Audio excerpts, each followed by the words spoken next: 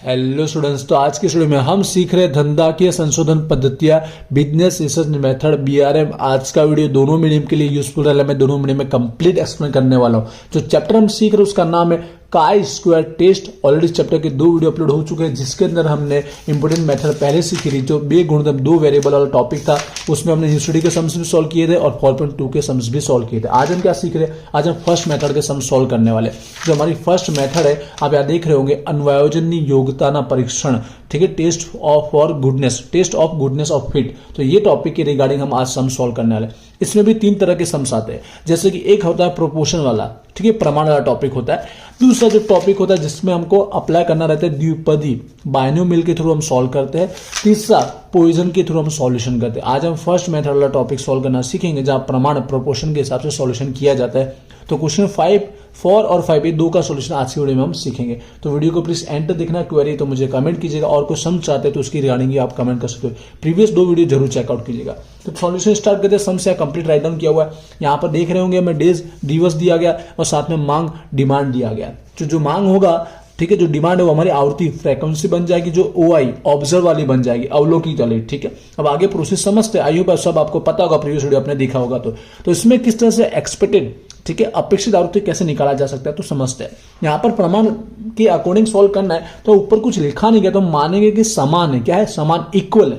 तो समझिएगा कैसे आएगा। तो पहले जो आवृत्ति दी उसका टोटल मान लीजिए। क्या करना है आपको? उसका टोटल करना है। तो टोटल कितना है यहाँ पर? 600 है। टोटल कितना आया? 600। इसको हम एन भी बोल सकते हैं। अब इसमें कैसे आएगा समझिएगा। एक्सपेक्टेड फ्रीक्वेंसी कैसे आने वाला है, अपेक्षित आवृत्ति, इस टाइप के सम्स में कैसे फाइंड आउट करना है अपेक्षित आवृत्ति। जो भी टोटल आया ना ऑब्जर्व का, ठीक है, उसके डिवाइड में जितने नंबर्स हैं, जितने चल दिए गए, जितने चल की वैल्यू दी गई है, 1 2 3 4 5 दिए गए। नंबर ऑफ एन कितने? 5।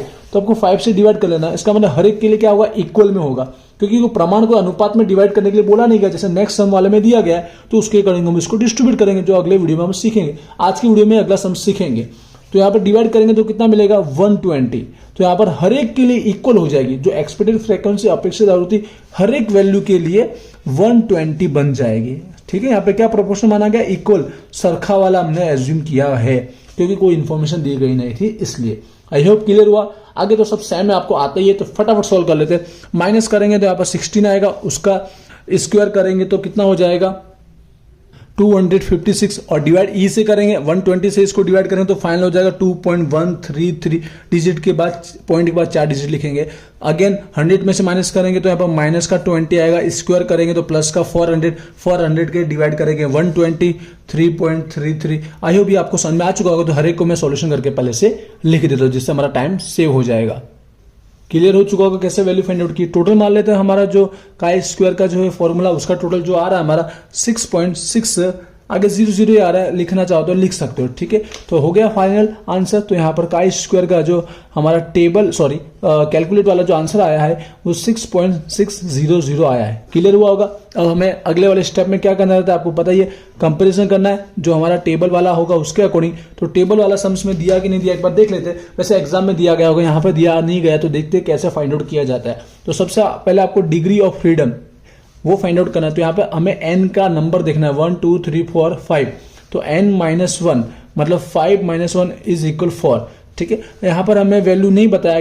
जो सार्थकता लेवल होगा, सिग्निफिकेशन, हम लोग 5% मतलब 0.05 का ही एज्यूम करते हैं, वरना एग्जाम में जो दिया उसके अकॉर्डिंग फाइंड आउट करना है। तो अब इसकी वैल्यू टेबल में कैसे देखना है? तो यहाँ पर डिग्री ऑफ फ्रीडम 4 आया, तो यहाँ पर 4 पे देखना है, और 0.05, तो 0.05 पे कितना 9.49 है, राइट है। तो ये हमारा टेबल का जो वैल्यू हो जाएगा, यहाँ पर टेबल का जो यहाँ पर 4 के ऊपर और 0.05 के अकॉर्डिंग 9.49, राइट है ये।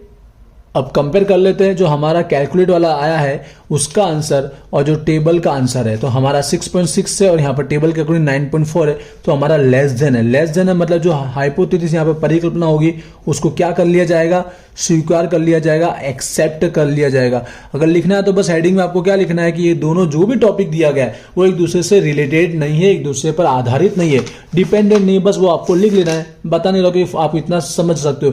जो भी यहाँ पर टॉपिक था हमारा, दोनों के बीच, एक तो जो लाइब्रेरी के जो दिवस दिए गए वो और चौपड़ी का उसका मांग का वितरण, उन दोनों के बीच कोई रिलेशन नहीं है, कोई संबंध नहीं, बस आपको लिख देना है। ऑटोमेटिक यहाँ पर स्वीकार अस्वीकार के अकॉर्डिंग हमको आंसर पता चल जाएगा। आई होप क्लियर हुआ होगा। सम्स थोड़ा स्पीड में समझा, लेकिन आई होप आपको आ गया होगा क्योंकि इजी था, नॉर्मल था। आगे एक और सम जैसे मैंने क्वेश्चन नंबर 5 भी हम सॉल्व करेंगे। यहाँ पे समझिएगा, अगेन यहाँ पर रंग दिए गए, ठीक है। उसके बाद यहाँ पर जो भी वैल्यू दिया, डायरेक्ट वैल्यू पर फोकस करते हैं। हमारा आवृत्ति दिया गया, फ्रीक्वेंसी ऑब्जर्व वाली, तो OI करके राइट डाउन किया गया।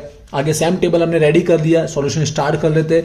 तो एक्सपेक्टेड वाला इसमें भी कैसा आएगा, इसमें समझिएगा, क्योंकि हम इसमें डायरेक्ट इक्वल अकॉर्डिंग नहीं सॉल्व करेंगे, क्योंकि हमें दिया गया नीचे प्रमाण प्रोपोर्शन दिया गया है चारों के लिए। कैसा दिया गया, 9 जैम 3 जैम 3 जैम 1 दिया गया, तो इसके अकॉर्डिंग आपको डिस्ट्रीब्यूट करना है। इसी के अंदर बताया था। तो सबसे पहले टोटल तो आपको करना ही है, जो हमारा ऑब्जर्व वाला है, ठीक है। अवलोकित उसका टोटल मार्क एक बार देख लीजिए, तो टोटल कितना आ रहा है, 560 आ रहा है, ठीक है। अब देखिए इक्वल में डिवाइड करते हो तो 1 2 3 4 से डिवाइड कर लेते हैं, लेकिन यहाँ पर प्रोपोर्शन दिया गया, अंदर सॉल्व करके दिखा देता हूं। 9 जैम 3 जैम 3 जैम 1, टोटल कितना हो गया, मान लीजिए 9 + 3 12, 12 + 3 कितना हो गया हमारा 15, 15 + 1 कितना हुआ 16। तो पहला 9 है, तो आपको पता है ये जो टोटल आया फ्रीक्वेंसी, उसके अंदर फर्स्ट का 9 प्रोपोर्शन है, डिवाइड बाय टोटल 16, ठीक है। इसी तरह डिवाइड करके आंसर भी यहाँ पे राइट डाउन कर लेता हूं। तो हमारा फर्स्ट का आएगा 315। आप अच्छे से लिखिएगा, 2 लाइन छोड़ के लिखिएगा। यहाँ पर सेकंड के लिए भी अगेन उसी टोटल के प्रोपोर्शन में सेकंड वाले का 3 था, 3 डिवाइड में 16, तो उसका निकल के आएगा 105। थर्ड का जो उसका प्रोपोर्शन था 3 के अकॉर्डिंग था, डिवाइड में टोटल 16, तो उसका भी आंसर आएगा 105। और लास्ट वाले का प्रोपोर्शन कितना था, 1 था, 1 डिवाइड में 16, तो इसका निकल के आएगा 35। आई होप ये आपको प्रोपोर्शन डिवाइड करना आ चुका होगा, जो हमको प्रमाण रेशियो दिया गया उसके अकॉर्डिंग हमने डिवाइड कर लिया जो टोटल था वो। अब आगे का प्रोसेस हम लोग फटाफट कर लेते हैं। 315 - 516, सॉरी, जो डिस्ट्रीब्यूट करके आया 315, तो दोनों के बीच का डिफरेंस 0, 0 का स्क्वायर 0, और डिवाइड करोगे तो 0 ही आएगा। 101 - 105 माइनस का 4, 4 का स्क्वायर कितना हुआ 16, सब कैलसिफाई करना, और डिवाइड से अगेन ई मतलब 105 से डिवाइड करोगे तो 0.1524 निकल के आएगा। बाकी सबका मैं आंसर साइमल्टेनियस राइट डाउन कर देता हूं।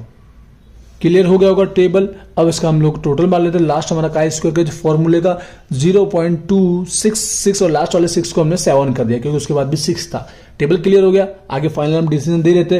जो हमारा का स्क्वायर जो कैलकुलेट वाला है उसका आंसर 0.2667 आया। अब टेबल की बात करते हैं तो यहाँ पे भी हमको दिया गया नहीं है, तो वैसे हम लोग फाइंड आउट करेंगे जैसे मैंने पीछे बताया, लेकिन एग्जाम में आपको दिया गया होगा। बस ये डिग्री ऑफ फ्रीडम लिखकर एक बार बता देना आपको, n-1, तो n यहाँ पर हमारे टोटल 4 है, 4 - 1 = 3, ठीक है। बस इतना लिख के बताना, बाकी आपको 3 के अकॉर्डिंग वाला दे के रखा ही होगा। अब यहाँ पर जो हमारा टेबल वाला जो निकल के आएगा, ठीक है, वो हमारा 3 पर, और वो भी 0.05 पे कितना है देख लेते हैं। यहाँ पर हमको समझ में ऐसा भी हो सकता है कई बार कि 2 दिया गया, तो 2 से हमको जब सॉल्व करेंगे डिग्री ऑफ फ्रीडम तब पता चलेगा कि हमको 5 वाला अप्लाई करना है कि 6 वाला, इसलिए 2 जानबूझ कर कंफ्यूज करने के लिए दिया गया था। इसलिए डिग्री ऑफ फ्रीडम तो आपको निकालना रहेगा जब 2 दिया गया हो तब। अभी यहाँ का सॉल्यूशन देख लेते हैं। तो 3 के ऊपर हमारा 0.05 का कितना है, 7.82 है, राइट। तो टेबल का 7.82 है। अब हमारा आंसर देखिए उससे लेस देन है, लेस देन मतलब आप समझ गए, ये हमारी जो परिकल्पना होगी वो क्या कर ली जाएगी, एक्सेप्ट कर ली जाएगी। जो हाइपोथेसिस है, जो नल हाइपोथेसिस हमने बनाया है वो एक्सेप्ट, वो स्वीकार हो जाएगा। नॉर्मल सम से फटाफट में समझा दिया, कैलकुलेशन आपको आता ही होगा। प्रमाण में यहाँ डिस्ट्रीब्यूट किया क्योंकि यहाँ रेशियो दिया गया था, या नहीं था तो हमने इक्वल डिस्ट्रीब्यूट कर दिया था। सम सॉल्व हो चुका है। इसके बेस पर 2 इलस्ट्रेशन आपको सेम सॉल्व करना है। स्टार्टिंग का जो फर्स्ट है इलस्ट्रेशन एग्जाम्पल, और सेकंड दोनों सॉल्व करना बिल्कुल सेम ही है। और इसके बाद आप खुद भी ट्राई कर सकते हो। द्विपदी वाला आपको आता ही है, बायनोमियल और पोजीशन भी आपने सीखा ही है, बीकॉम में आपको आता ही होगा, ऑलरेडी आपको आ ही जाएगा। लगता है क्वेरी तो मुझे कमेंट करना, वैसे ट्राई करूंगा नेक्स्ट वीडियो में आपका कवर करने के लिए, ठीक है। आई होप क्लियर होगा। इस वीडियो को शेयर कीजिएगा, कमेंट कीजिएगा कोई क्वेरी हो तो, और इंस्टाग्राम पे भी जरूर फॉलो कीजिएगा। मिलते हैं नेक्स्ट वीडियो में। Wish you all the best. Thank you.